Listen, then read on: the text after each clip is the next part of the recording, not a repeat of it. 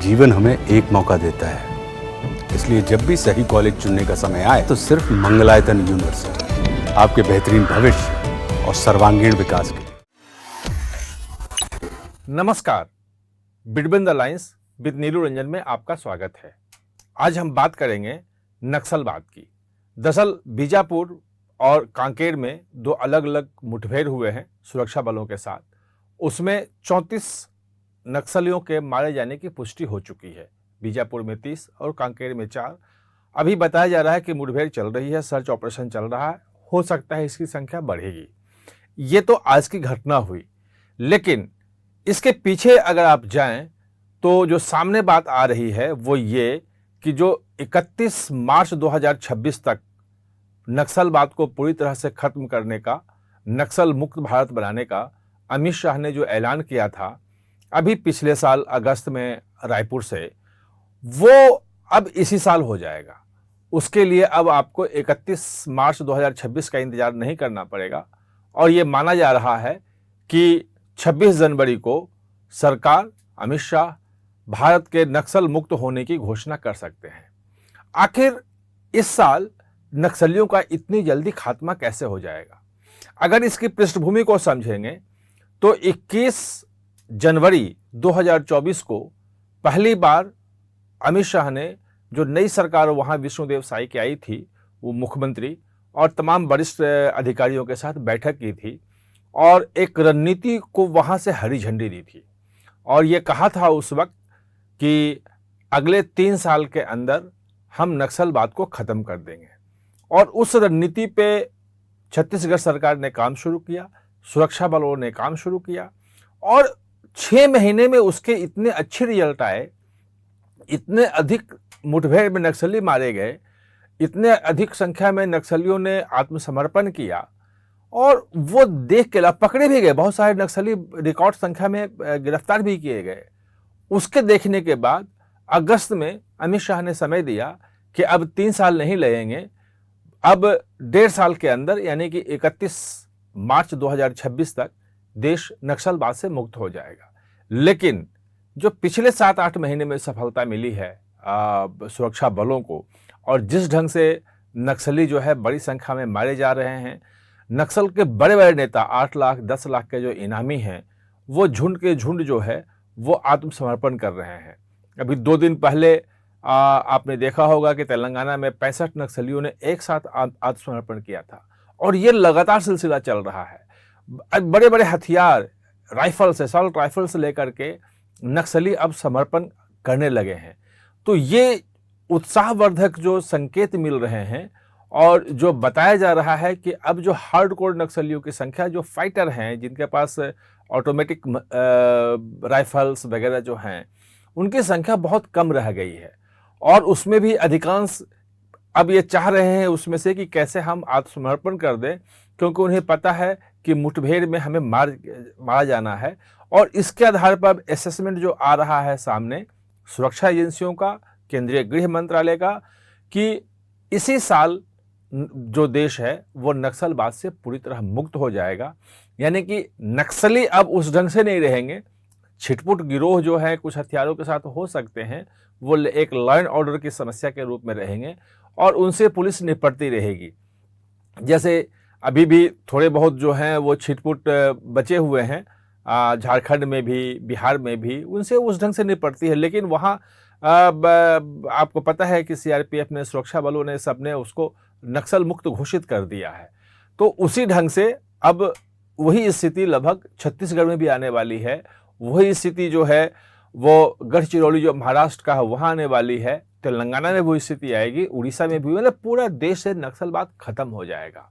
और जो नया डाटा सामने दिया है कि अगर आप 2014 के पहले देखेंगे तो 112 जिले जो हैं वो नक्सलवाद से प्रभावित थे घोर रूप से और एक बहुत बड़ी समस्या के रूप में देश के सामने था। आज उन जिलों की संख्या केवल 12 रह गई है और 12 जिलों में भी कोई भी एक ऐसा एरिया नहीं है जहां पे सुरक्षा बल अपना ऑपरेशन न कर सके, जहां पे सुरक्षा बलों की ड्रोन से या अन्य माध्यमों से नजर न हो। जो अबूझमार, जो अवैध किला माना जाता था नक्सलियों का, क्योंकि वहाँ की टोपोग्राफी, वहाँ कैसे क्या है, कौन लोग हैं, किसी को पता ही नहीं था। वहाँ पे सरकारी कर्मचारी कभी गए ही नहीं थे और वहाँ घुसना मना था। अगर वहाँ कोई जाता था तो नक्सली पहले ही सूचना मिलती थी और उसको ख़त्म कर दिया जाता था। अब अबूझ मार्ग का कोई भी इलाका, कोई भी जगह अबूझ नहीं रहा। जो सुरक्षा बल है वो वहाँ पे मौजूद हैं और मौजूद कैसे हैं, जो रणनीति है वो रणनीति इनकी ये है, अमित शाह ने जो रणनीति बनाई है और जो पहले चल रही थी उसको अभी तेज किया गया है और अमित शाह के आने के बाद ये रणनीति इतनी सफल हो रही है कि आप उसका परिणाम देख रहे हैं। रणनीति यह है कि जो सिक्योरिटी गैप था, मतलब जहां पे कोई सुरक्षा कैंप नहीं है, सुरक्षा बल नहीं है, कोई पुलिस नहीं है, जहां नक्सली बेरोक टोक घूमते थे, ऐसी जगहों को धीरे धीरे खत्म कर देना। खत्म करने का तरीका यह है कि हर 4 से 5 किलोमीटर के दूरी पर एक सुरक्षा कैंप बनाया जाए, जहां पे नाइट विजन के साथ ड्रोन हो, तमाम सुरक्षा बल के लोग तैनात हों, वहां पे गाड़ियां हों, तमाम जितने भी स्नाइपर राइफल्स दो हैं, मतलब 1200 मीटर तक, 1 किलोमीटर 200 मीटर तक शूट करने वाले स्नाइपर राइफल्स जो है हर जगह तैयार किए गए हैं, स्नाइपर्स वहाँ रखे गए हैं। इस ढंग से वो लगभग तैयार किया है और अगर आप देखेंगे उसमें तो जो संख्या है उनकी ऐसे ये जो फोर्टिफाइड जो कैंप बनाए गए हैं वो लगातार बढ़ रहे हैं और पिछले 5 साल में जब से अमित शाह आए हैं लगभग 300-350 नए कैंप बन गए हैं और इस साल भी लगभग 100 कैंप और नए खोलने का है, लगभग 90 के आसपास नए कैंप खोलने का इनका वो तैयारी है। तो ये सब सारे कैंप जब खुल जाएंगे, हर 4-5 किलोमीटर के दायरे में कैंप होगा, जहाँ पे ड्रोन होगा, जहाँ पे सुरक्षा जो है मतलब एजेंसियां के लोग होंगे, जो डिस्ट्रिक्ट रिजर्व गार्ड्स हैं उनके जवान होंगे, जो कोबरा फोर्स है उनके जवान होंगे, सीआरपीएफ, बीएसएफ जो भी पैरामिलिट्री फोर्सेस उनके जवान होंगे और छत्तीसगढ़ पुलिस के भी उसमें रहेंगे। तो अब कोई भी ऐसी जगह नहीं बचेगी जहां नक्सली फ्री होके घूम सके, हर गांव के तक। इसके साथ साथ जो नई अप्रोच जो उस दिन अपनाई थी और अमित शाह ने साफ साफ कह दिया था कि एक बार अगर कोई गांव नक्सल मुक्त हो जाए तो वहां जितनी सुविधाएं हैं, जितनी विकास परियोजनाएं हैं, वो सब तत्काल जितनी तेजी से मुहैया कराया जाए युद्ध स्तर पर, ताकि फिर उसमें से कोई भी युवा, कोई भी व्यक्ति दोबारा नक्सलवाद की तरफ न जा सके। और इसमें भी सफलता मिल रही है। विष्णुदेव साई की सरकार ने वहाँ काफ़ी, अमित शाह ने काफ़ी तारीफ की है और 2 दिन पहले जब वो अमित शाह से मिले थे, कल जो है वो प्रधानमंत्री से मिले, तो उन्होंने भी कहा कि जो भी आपको चाहिए वहाँ विकास के लिए वो सब मुहैया हो रहा है, मुहैया करा जा रहा है। तो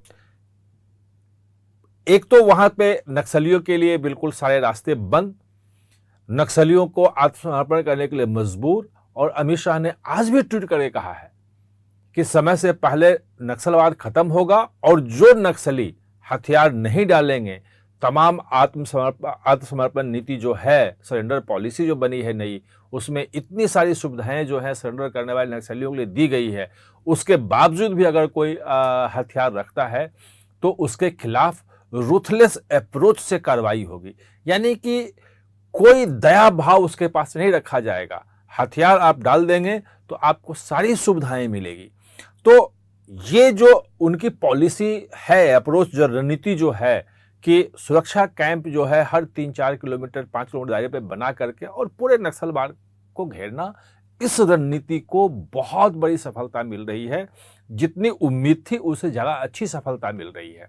और यही कारण है कि अगर अभी 3 महीने भी पूरे नहीं हुए हैं, 31 दिन जनवरी, 28 दिन फरवरी और आज 20 तारीख है, और इसी बीच में लगभग 100 नक्सली मारे जा चुके हैं। 100 मारे जा चुके हैं, 104 को गिरफ्तार किया गया है और 164 नक्सलियों ने आत्मसमर्पण किया है, और ये लगातार संख्या बढ़ रही है।